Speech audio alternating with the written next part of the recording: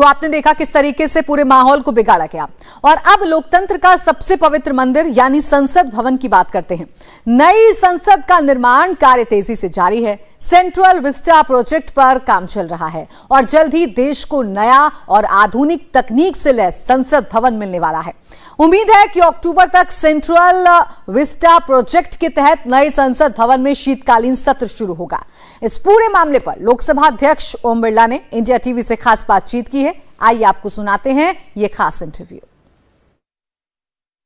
इस वक्त हमारे साथ बातचीत करने के लिए मौजूद हैं लोकसभा अध्यक्ष ओम बिरला जी। सर, इंडिया टीवी पे आपका बहुत स्वागत है। सबसे पहला सवाल ये है, क्योंकि देश भर की नज़र लगी हुई है और सबके मन में ये सवाल रहता है कि लोकतंत्र का जो नया मंदिर बन रहा है वो उसकी क्या प्रगति है? लोकतंत्र का नया मंदिर,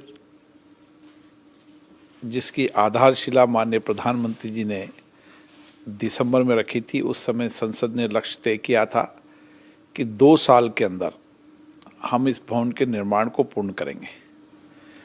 उस लक्ष्य की ओर हम तेजी से काम कर रहे हैं।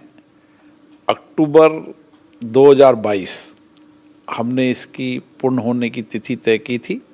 मुझे लगता है कि अगला विंटर सेशन नवंबर दिसंबर में जब भी होगा, हमारे नए संसद भवन जो आत्मनिर्भर भारत का प्रतिबिंब है, जहाँ 130 करोड़ जनताओं की अपेक्षाएं आकांक्षाओं का ये मंदिर है, मुझे लगता है कि नया जैसी देश की जनता की अपेक्षा है उसके अनुसार 2022 में हम नए संसद भवन में संसद की कार्रवाई शुरू कर देंगे।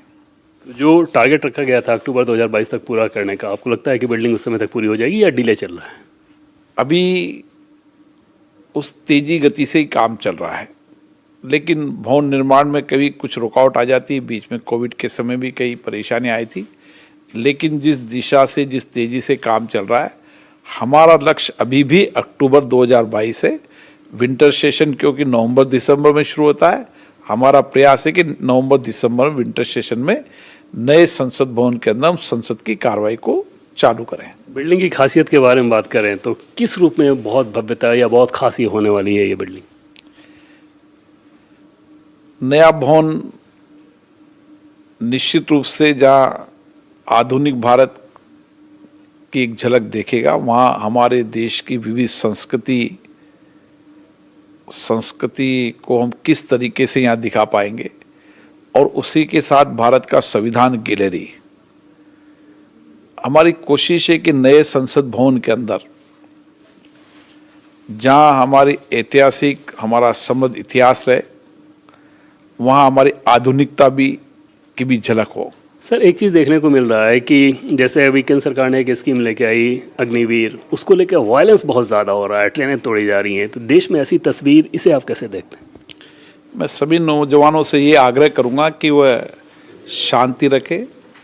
हमारा देश हमेशा शांति के साथ समृद्धि की ओर बढ़ा है। कोई भी विषय पर कभी भी वायलेंस करना हमारे देश के अंदर कभी भी उसको उचित नहीं माना है। मुझे आशा है कि सभी नौजवान शांति रखेंगे, और हमने तो आज़ादी की लड़ाई भी अहिंसक रूप से लड़ी थी, तो मेरा विचार है कि सबको शांति रखनी चाहिए। लेकिन लोकसभा में जैसी तस्वीर दिखती है, जैसे प्रोडक्टिविटी की बात कर रहे हैं, देर रात तक काम होना, राज्यसभा में वैसी तस्वीर नहीं दिखती। जाहिर तो फिर आपका डोमेन नहीं है, लेकिन ओवरऑल इन प्रिंसिपल अगर बात करें तो वो एक कंसर्न है कि इसमें और ज़्यादा सभी सांसदों को सख्ती रखनी चाहिए कि काम को लेकर कठोरता रहे, उसमें कोई व्यवधान नहीं आना चाहिए। जहाँ तक सदनों में शालीनता गरिमा का प्रश्न है, हमारी हमेशा कोशिश रहती है कि सदन की मर्यादा रहे, शालीनता रहे, अनुशासन रहे, गरिमा रहे, और इसके लिए समय समय पर हम माननीय सदस्यों के साथ हम सभी दलों के नेताओं से भी चर्चा करते रहते हैं, और हमारे पीठासीन अधिकारी सम्मेलन के अंदर भी कई बार इसकी चर्चा हुई है कि हम किस तरीके से सदनों के अंदर शालीनता गरिमा बना सकें, मर्यादा बना सकें, इन सदनों को चर्चा संवाद का केंद्र बना सकें। धीरे धीरे ये कई बार पहले भी प्रयास हुए। 2001 में भी हमारे पूर्ववर्ती अध्यक्ष ने ये प्रयास किए थे, उसके कुछ परिणाम आए, लेकिन हमें लगातार प्रयास करने और सभी मान्य दलों नेताओं से, सभी दल के नेताओं से हम ये अपेक्षा करते हैं कि ये सदन सबका है। चर्चा, संवाद हो, डिबेट हो, बहस हो, सहमति असहमति हमारी लोकतंत्र की खूबसूरती है, लेकिन सदन में गतिरोध न हो। और इसीलिए आपने देखा होगा जब भी गतिरोध होता है मैं सब दल के नेताओं से चर्चा करता हूँ, गतिरोध समाप्त करने का आग्रह करता हूँ। एक चीज़ की बात करें, जैसे कांग्रेस का एक डेलीगेशन अभी आया हुआ था और उन सांसदों की ये शिकायत थी, उस डेलीगेशन की ये शिकायत थी कि पुलिस वालों ने उनके साथ दुर्व्यवहार किया। ऐसी शिकायतों को आप कैसे देखते हैं? क्योंकि मैं पीठासीन अधिकारी हूँ, अध्यक्ष हूँ, इस नाते माननीय सदस्यों को कोई भी शिकायत होती है तो निश्चित रूप से वो मुझे अवगत कराते हैं। उन्होंने सारी घटना को मुझे अवगत कराया। जिन माननीय सदस्यों ने लिखित में दिया है, हमने नियम प्रक्रियाओं के तहत जो संसद के अंदर विशेषाधिकार हैं वो संसद के कामकाज के लिए हैं, और संसद के कामकाज के विशेषाधिकार में संसद के कामकाज में कोई रुकावट ना आए, बाधा नहीं आए, इसके लिए संसद को के माननीय सदस्यों को विशेषाधिकार है। लेकिन कानून सबके लिए बराबर है, कानून में कोई विशेषाधिकार प्राप्त किसी को नहीं है। इसलिए जब भी कोई विषय मेरे ध्यान में आता है या कोई माननीय सदस्य विषय मेरे ध्यान में डालता है, हमारे संसद में संसदीय विशेषाधिकार समिति बनी रहती है, उसको हम विषय को भेजते हैं। वह विषय सभी दल के माननीय सदस्य उस विशेषाधिकार समिति में है, वहाँ चर्चा होती है और वहाँ जो निर्णय होता है उसके अनुशंसा वो मुझे भेजते हैं।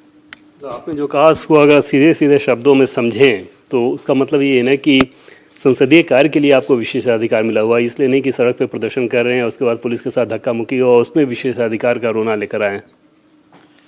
मेरा ये मानना है कि संसद सदस्यों का सम्मान रहना चाहिए, लेकिन जहाँ तक विशेषाधिकार का प्रश्न है तो ये विशेषाधिकार केवल संसद के कामकाज के लिए है।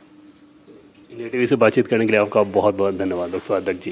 तो ये थे हमारे साथ लोकसभा अध्यक्ष ओम बिरला जी, जो कि बता रहे थे कि पिछले 3 साल का कामकाज कैसा रहा और आगे का रोड मैप जो है वो कैसा रहने वाला है। कैमरा पर्सन दिनेश के साथ Devendra Parashar, India TV, Delhi. India TV हर वक्त हर जगह डाउनलोड करने के लिए सर्च करें India TV news Google Play Store या ऐप स्टोर पर।